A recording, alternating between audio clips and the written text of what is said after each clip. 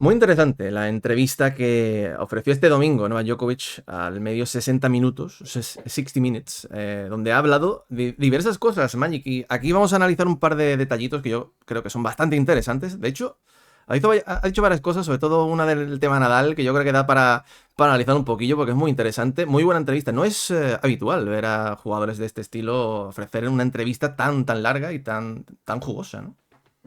Sí, Djokovic, como siempre, honesto en sus reflexiones, abierto con respecto a muchos temas que quizás la gente no esperaba que tratase. 60 minutos es un perfil que, bueno, es de lo más importante y de lo más popular en Estados Unidos. Por ahí han pasado algunos de los mejores deportistas de la historia. Y Djokovic es uno más. De hecho, no es la primera vez que ha sido su perfil, digamos, expuesto en este programa, pero sí ha sido la vez que más profundo han ido con algunas de sus en algunos temas, ¿no? En algunas de sus reflexiones. Muy interesante, como digo, José, y siempre también Djokovic ofreciendo la oportunidad de explicar lo que él siente y de hablar según sus términos, que no siempre esto lo consigue o no siempre esto se consigue debido a, bueno, interpretaciones que se hacen de sus palabras en la prensa y demás.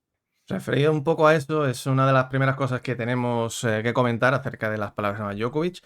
Es el tema de cómo se le tachó, yo siempre digo, el tema de la prensa, ¿no? Muchas, sobre todo en España, ¿no? Yo no sé de otras, digamos, en Francia, Italia, no sé lo que tratarán allí, pero sí que en España podemos hablar de primera mano y es verdad que hay muchos medios, ¿no? Que lo han tildado como siempre de antivacunas, ¿no? El tema de siempre que va en contra del tema de la vacuna, con el tema del bicho, ¿no? Que hubo, bueno, ya sabéis, ¿no? Él decidió no vacunarse porque no estaba seguro del tema de la vacunación y eso pues le provocó pues que se le tachara de antivacunas. Y él mismo dice ahí, ¿no? Como estáis viendo, la gente intentó decir que yo soy un antivacunas cuando no lo soy. Tampoco soy pro vacunas, solamente estoy a favor de la libertad de decidir. Yo creo que Magic, esto también está bien un poco corroborarlo porque, claro, por lo menos ponernos de nuestro granito de arena para que se le intente quitar esa etiqueta que muchos le han querido poner. Sí, o sea, esto lo utilizaron ambas partes, digamos, de la ecuación, ¿eh? Tanto los muy radicales de un lado como los muy radicales de otro. Es decir, Djokovic va a ser el deportista imagen de la postura antivacunas. Y él nunca dijo que fuese un antivacunas, nunca dijo que esté en contra de todo ello. Siempre para Djokovic uno de los principios más importantes sobre los que basa, sobre los que se rige su filosofía es la libertad de decisión, la libertad de decidir a todos los niveles. Y él sentía que una obligación, bueno, pues chocaba frontalmente con su pensamiento, sus mayores ideas, ¿no? Y eso es lo que ocurrió, nada más. Y todavía a día de hoy, José, mucha gente sigue pensando que Djokovic como que cuestionó, como que desafió al gobierno australiano al entrar en ese país, cuando, esto lo hablamos aquí mil veces, él entraba con una exención médica en regla, corroborada, y el juicio por el que se le acabó deportando nada tenía que ver con el hecho de que fuese antivacunas, con el hecho de que estuviese o no vacunado, con el hecho de que se saltase las reglas, era simplemente por lo que podía su presencia acarrear a nivel público en Australia. Este es un tema en el que no vamos a entrar, pero bueno, siempre está bien volver a añadir un poquito esas capas de contexto que muchas veces se escapan y no están ahí según la forma en la que se ha hablado de este tema en los últimos tiempos. También una cosa, y ya con esto cierro este pequeño tema, que tú no te hayas querido poner la vacuna no significa que seas antivacunas. Simplemente para Claro. mencionar eso, que mucha gente dice, oye, si no se la ha puesto es porque es anti, ¿no? Al final tú, oye, puedes decir, yo no voy a tal sitio y no te convierte en un anti ese sitio, en línea general. Bueno, una reflexión muy interesante, que esto lo que más me interesó para hacer este vídeo, Magic, es hablar de qué pasó en el año 2008 en Roland Garros cuando se enfrentó a Rafa Nadal, que te habla un poco de cuáles son esas rutinas que tienen los grandes, que muchas veces, en directo lo hemos dicho muchas veces, ¿no? Los grandes, los Djokovic, los Nadal, los Federer, te ganaban muchas veces antes de saltar a pista o simplemente con su presencia al otro lado de la pista. Y esto va un poco en relación a lo que cuenta Djokovic. Cuando él llegó al circuito se encontró con un Nadal que ya llevaba 3 4 años siendo pues uno de los dos mejores del mundo o el mejor.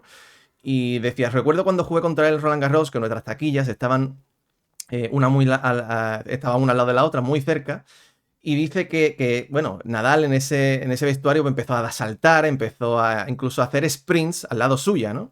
Y decía, yo podía incluso escuchar la música que estaba él escuchando en los auriculares. Y eso, pues me molestaba. Dice, esto, luego me di cuenta que es un guión, que es como parte del proceso de la victoria también del partido, aunque él todavía no había disputado el partido, dice, no me di cuenta al principio, ahí me sentí intimidado, pero eso me motivó a demostrar que estaba listo para batalla. Es como aprender, ¿no? De otro que el partido en este caso se juega también antes de jugar, esa tal vista. Yo creo que todo esto la gente recordará muy bien cuando se emitió el documental de Netflix, ¿no? Y veíamos a Nadal contra Casper Ruud en los momentos previos a la final de Roland Garros. Primera vez de Casper Ruud en un partido así. Rafa, evidentemente, rey de París, no hace falta decirlo. Y veíamos a Rafa haciendo esos sprints, ¿no?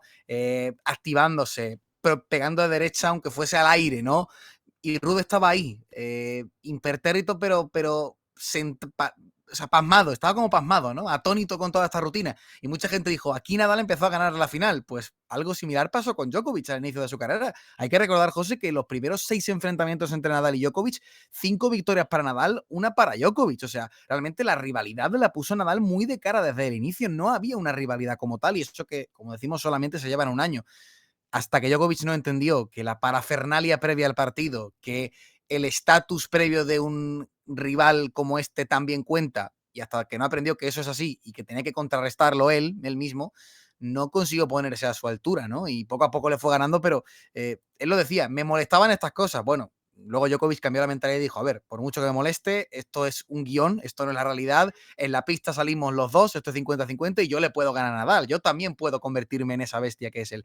Y hasta que no lo entendió y dejó de ser molestado por este tipo de cosas, no le dio la vuelta a la rivalidad, que luego lo consiguió, ¿no? Pero siempre está bien que nos ofrezca esta pequeña perspectiva porque seguramente es algo que no conocíamos y que a veces lo hablamos y la gente dirá, va, eso no tiene nada de importancia. Bueno, sí que tiene importancia, te lo admite el mismo Djokovic. Oye, que también muchas veces hemos hablado, ¿no? De que a los Alcaraz, los Sinner, los Rune, etcétera, otros jóvenes, cuando enfrentan a los top, se arrugan un poco. Y esto también es algo que le pasa hasta al propio Novak Djokovic cuando enfrentó la primera, o lo de las primeras veces a Rafa Nadal. Para que veáis que todos son humanos, al fin y al cabo, amigos. Todo se aprende en el proceso de llegar a ser profesional y ser un gran tenista. Una de las ya últimas cosas que vamos a comentar de esta entrevista, que es muy extensa, o sea, luego en la descripción os dejaremos el enlace para que la leáis entera, es el tema de la motivación, ¿no? Cómo, incluso también otra de las cosas que le preguntaba es por Djokovic a los 36, ¿no? Si le ganaría al Djokovic de 2011, por ejemplo. Decía, bueno, quizás el de ahora que sabe más pueda hacer ciertas cosas que le molestan el de 2011.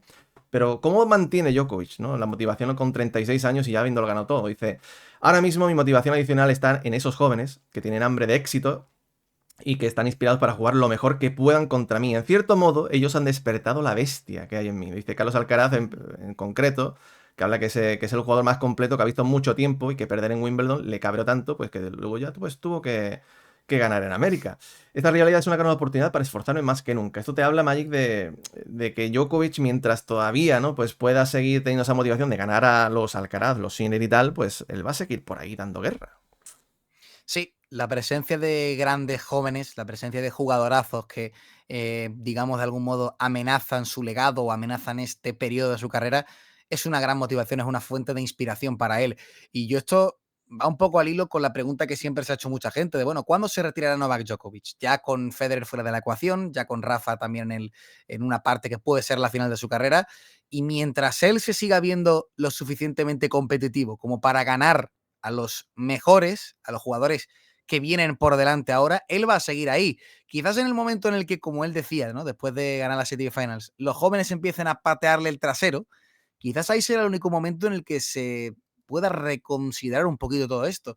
Pero es que a día de hoy, Djokovic saca esa motivación extra y saca esos galones cuando verdaderamente importa. Le sigue ganando y eso a él le motiva, eso a él le gusta, ¿no? Y lo hemos hablado también, el hecho de que aparezcan nombres como Alcaraz, como Sinner, que se creen nuevas rivalidades en torno a la figura de Novak Djokovic, eso a él le motiva para seguir creciendo. Y la final de Cincinnati, después de lo que pasó en Wimbledon, es el ejemplo perfecto. Djokovic, al igual que los mejores de la historia, se nutre de las grandes rivalidades y de las grandes estrellas que hay a su alrededor. Y la presencia de Alcaraz y Sinner desarrollándose cada vez más y más. En el caso de Alcaraz lo hemos visto en el final de Grand Slam, en el caso de Sinner lo hemos visto en el final de temporada. Eso le va a motivar a él a dar el siguiente paso. Y como de momento le sigue ganando, pues ahí tiene una motivación extra para, como él dice, despertar la bestia que hay en él. Imagínate cuando ya regrese Rafa, ¿eh? Imagínate Ah, cuando... ah. Y si regresa a buen nivel y añade otro picante más al circuito. Bueno, amigos, pues estas son las palabras de Novak Djokovic en 60 minutos. Luego, como bueno, en la descripción tenéis el enlace a las declaraciones completas, que ahí la hemos completado en nuestra web. Y como siempre decimos, dadle al me gusta, dejadnos un comentario acerca de lo que pensáis acerca de lo que ha dicho Djokovic. Y ahí, Magic, tú y yo, como siempre, nos decimos, nos vemos en más vídeos. Chao, chao. Chao, chao.